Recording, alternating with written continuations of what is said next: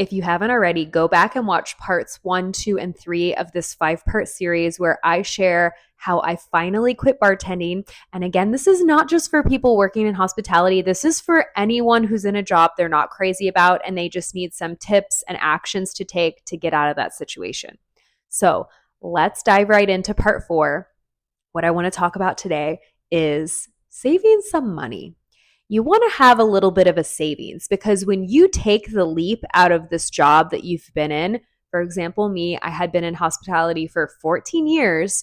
So for me to take a leap out of that industry was a huge deal. And although I had other jobs lined up, I wanted to ensure that I was not going to go back and bartend. God forbid I lost all of those jobs and clients I had. I wanted a safety net. And this is important. So you're going to want to save some money so you have a little bit of a safety net underneath of you in case something happens, because you are forging this new path, this new career, job, whatever it is for you.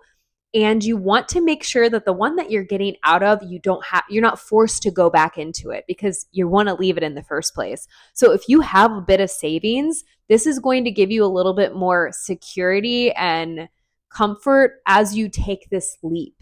I know for me, I saved probably like 3 to 6 months of my bills because I had a bunch of clients lined up. I was good to go to quit. I was going to make just as much money with these new clients as I was in my old job to be able to pay all my bills. But just in case like all those clients went away out of nowhere, I would still have some money to pay my bills while I had time to figure out, okay, what do I need to do next? What new clients do I need to get? Job. So that way I didn't have to go back bartending. So this savings is going to help you ensure that you have something to fall back on just in case.